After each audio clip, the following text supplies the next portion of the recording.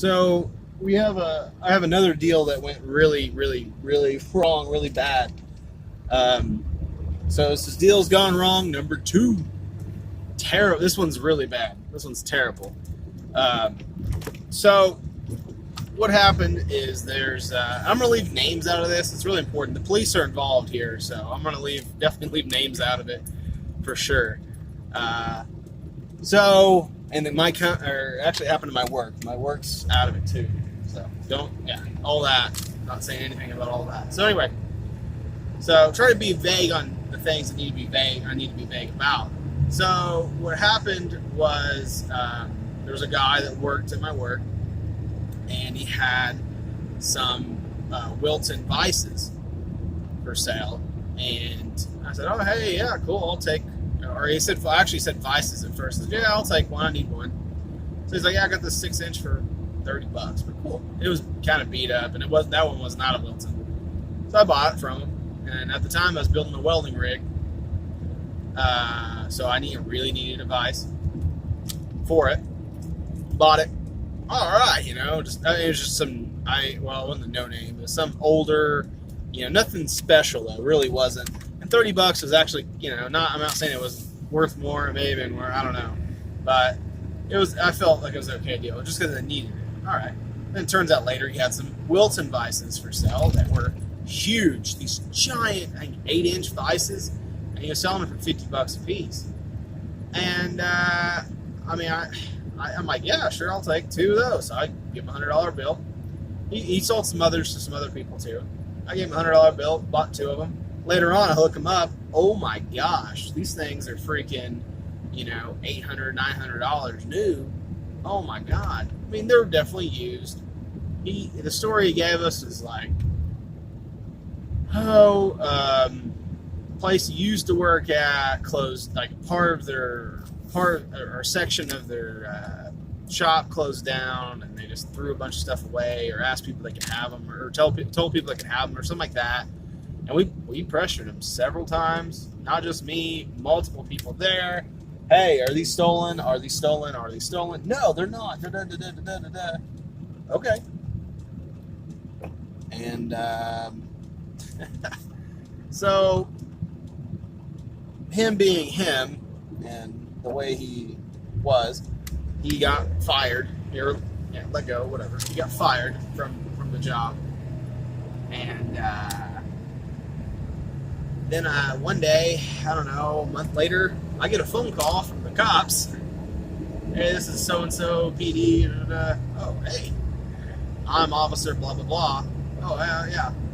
First, he's like, hey, can you meet me tonight or this evening or tomorrow or something? I was like, no, or where are you at right now? And it was like 2 or 3 hours till noon. Like, can you meet me at noon? Just meet me on my lunch break.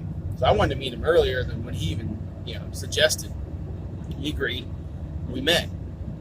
Well, what he told me on the phone was, hey, there's something going on. There was a deal that was made, and your name was brought up. I have to talk. Your name was brought up, so I got to talk with you about it.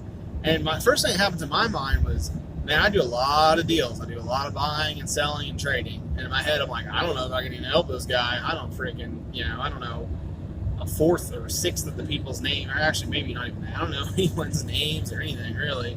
Whenever I do a deal, sometimes,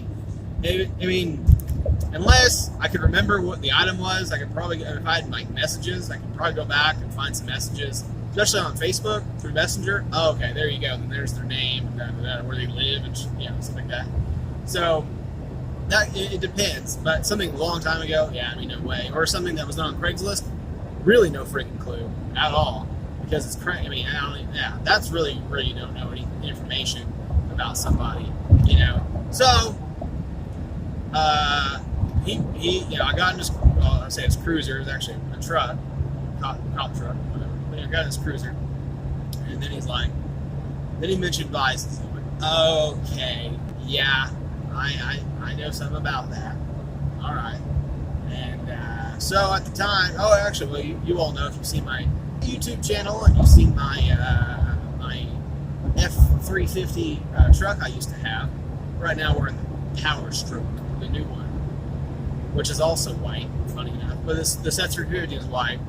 And he showed me some surveillance photos after we talked a little bit, not right off the bat. Well, pretty close, but of a white truck that they were, tanks that were, used in this, burglary.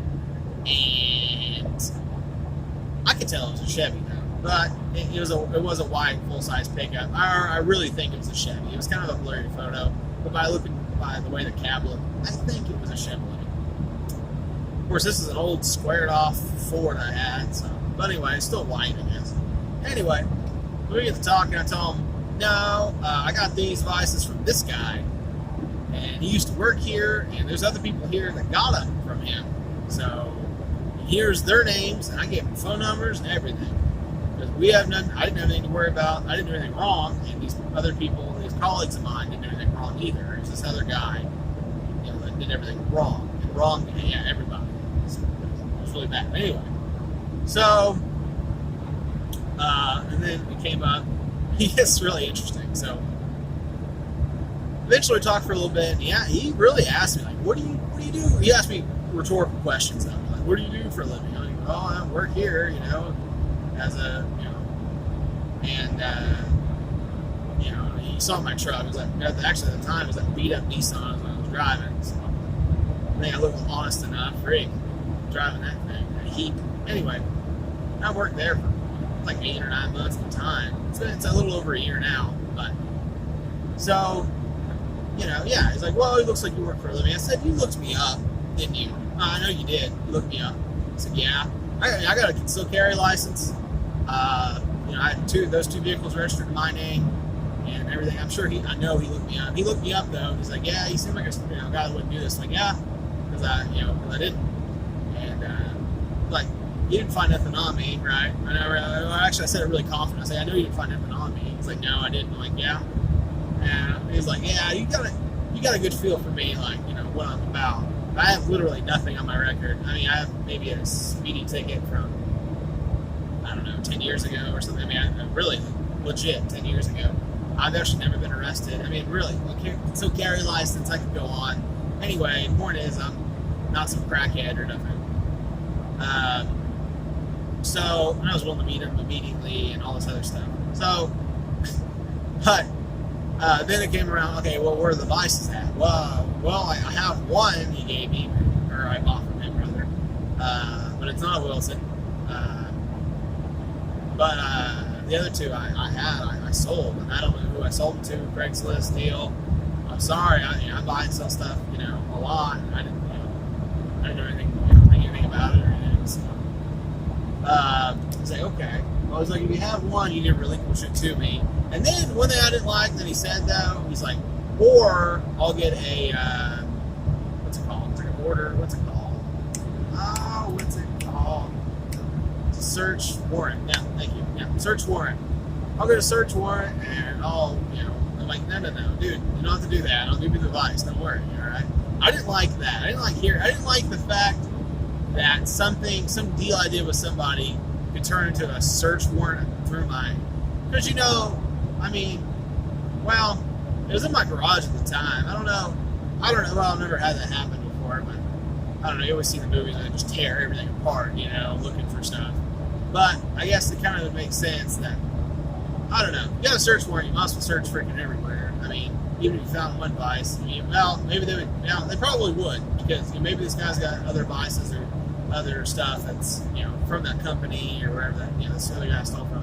So anyway, I didn't like the fact of hearing that. That was kind of disheartening, but really uncalled for. I'm like, dude, now the vice. Sorry.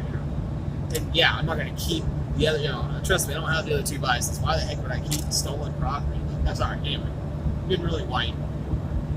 Been really, really white. Anyway, so yeah, that was a terrible deal. My colleagues got angry at me at first for freaking, in my opinion, no reason. Because they're like, well, you gave them our names and everything. Like, did you steal any vices? No. Okay. Well, did you do anything wrong? No. All right, then what's the big deal? And it took them like an hour at least or two. And eventually they went, all right, you're right. Sorry, that was a schmuck. Blah, blah, blah. Okay, thanks. It's no big deal, I mean, I'm the one dealing with it. It seemed like At first, the cop was kind of seeming like it was me that did it, but after I, explained everything and I gave all these, my colleagues did kind of help a little bit clear my name, a little bit, because they bought from him, and yeah, it's good, it's the alibi. Of course, this is just all what happened, but it helped a little bit, or I think it helped a little bit, a bit. But I mean, if I was, it's a good thing I wasn't some druggy loser felon, dude, because that'd be a hard thing to explain. I think if I would have been someone like that, I think I would have been arrested right then and brought in for questioning at the station. I think is what would have happened. I don't know. I mean, I'm not an attorney. I'm not sure how all that stuff works. I'm a former cop or anything like that. I'm not sure how all that legal stuff works. But I'm pretty sure if I would have been a felon or someone that had multiple strikes or something against them, I think I would have been arrested that day and questioned there. But since I am, who I am, and I'm not like that, that wasn't the case. Didn't even have a tattoo then. Anyway, so yeah, so that's pretty much what happened. I mean, I still get a little bit of flack from it, from my colleagues, but they're really just messing with me about it. It's actually pretty rare now, but yeah, at first it was pretty overwhelming and everything. I was able to give, I was able to go through my text messages and where I talked to this individual and took screenshots, sent those to the officer.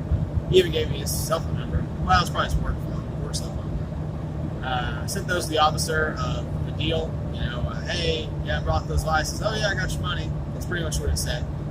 I think it said yo money in it, which doesn't sound the best, but I think that's what it said. And I gave him his number too. But the other thing too was this individual was named for some other things, other thefts. And after all that, after everything, I could tell his reaction and everything after he got a little bit, he started off kind of, hey dude, and then he got a little bit softer, on me because he realized I'm not the problem, So, but yeah, anyway, in a nutshell, that's what happened. And I don't know, just after years of doing, buying and selling stuff, eventually something's going to happen, I guess. Just what happens? I mean, I don't know. Alright, well, here you go. I may have a couple more of these stories. I have to think about it. So, I got 2 or 3 I can think of it. Pretty outlandish. But, yeah, stay tuned for another one, okay?